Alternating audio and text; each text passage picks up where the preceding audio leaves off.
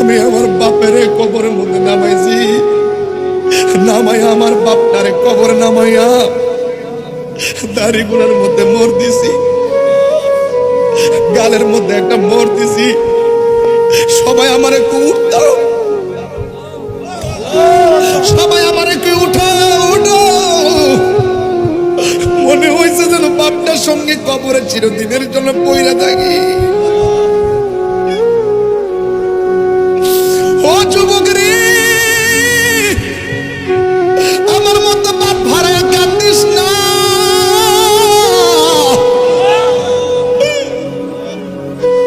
এই বাপটা বাচ্চা থাকতে জান্নাতটা আদায় কইরা ল,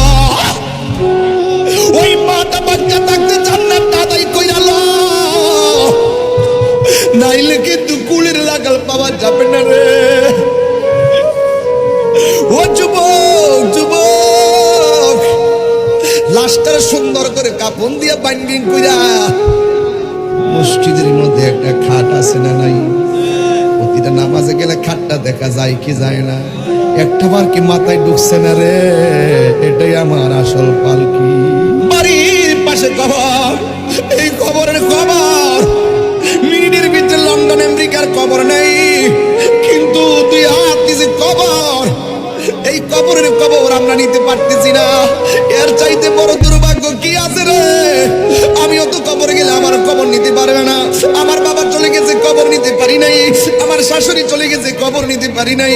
ওই কবরের ভিতরে বৃষ্টির পানি ঢুইকা গলা পর্যন্ত পানিতে হাড্ডিগুলো বাসতেছে, মাথার খুলিটা মাটির সঙ্গে মিশে যাইতেছে, কবর নিতে পারি না।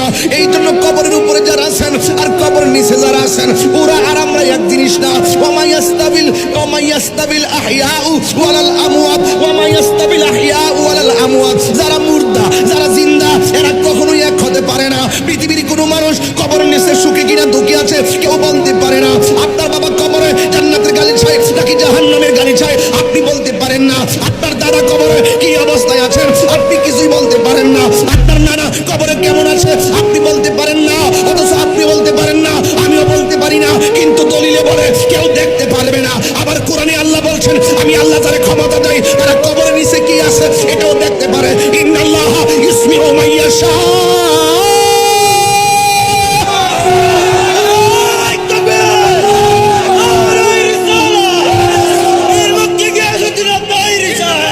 মৃত্যু বড় কঠিন, মৃত্যু বড় কঠিন। ক্ষয় কেমনে কয় শুনো, রুহু ধরলে রুহু নিলে কষ্ট হবে, কিন্তু এর আগে একটা সাকরাতুল মউত আছে। মরণের আগে একটা মরণ কামড় আছে, মরণের আগে মরণের একটা জ্বালা আছে। ওই জ্বালাটা কি তা জানোস নি রে বাবা? আজরাইলে তোমার মরণের আগে বাইরে একটা দাও মারবো, বড় ভালায় দাও মারো। আমার নবী বলে দাওটা মারলে তোমার রগগুলা টাস টাস করে ছিঁড়া যাইব, হাড্ডিগুলা টাস টাস করে খুলে যাইব। ওরে বাবা রে, তাজা রক্তগুলা পানি পানি হইয়া যাইব।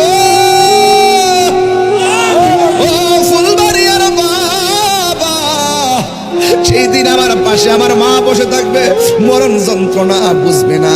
আমার বাবা বসে থাকবে, মরণ যন্ত্রণা বুঝবে না। আপনজন সব বসে থাকবি, মরণ যন্ত্রণা বুঝবে না। মরণের আগে একটা মরণ কামড় কয় না যে মরার আগে একটা সাইড দিয়া মরে, এই সাইডটা যে কত কষ্ট এই কথা ফুলবাড়িয়ার মানুষ সন্ধান জানে না রে বাবা। এ বন্ধুরে, আমার নবী আপনার নবী বলে ওই মুহূর্তটার ভিতরে তোমরা কালিমার তালকিনটা গলার কানের মধ্যে দিবা। আমার দেশের মধ্যে একটা ফাইজলামি আছে কি জানেননি? ওই মানুষটা যখন মৃত্যুর বিছনার জায়গা তখন কানের কাছে মুখটা লাগে, তোর নানা আইছে দেখোস না, তোর নানি আইছে দেখোস না, তোর বন্ধু আইছে দেখোস না, তোর খালাম্মা আইছে দেখোস না। আরে না না না না, ওই মুহূর্তে খালা ফুফু নানা নানি কোনো কাজ হবে না। কথা কোন ঠিক কিনা? মরণের চিঠি যখন আসবে আমার, কালিমার তালকিন দিও বারে বার। কি দিতে হবে? কি দিতে হবে? কালিমার তালকিন দিতে হবে। মরণের চিঠি যখন আসবে আমার, কালিমার তালকিন বার, প্রাণে ভরে দেখব চেহারা তোমার, প্রাণে ভরে তোমার ডেকে রাসূলুল্লাহ কি উপায় হবে আমার রাসূলুল্লাহ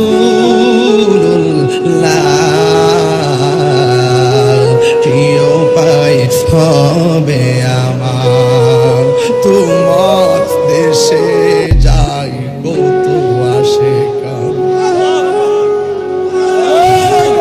এবার হাজি আসেননি এখানে হাজি আসেননি মদিনা গেছেনি কেউ গেছেন বাবা আর তোমার দেশে যাই কত আসে কান এও দম পড়ে আছি বাংলায় তান তোমার দেশে যাই কত আসে কান এও দম পড়ে আছি বাংলায় তান যেতে পারলাম না আমি দেশে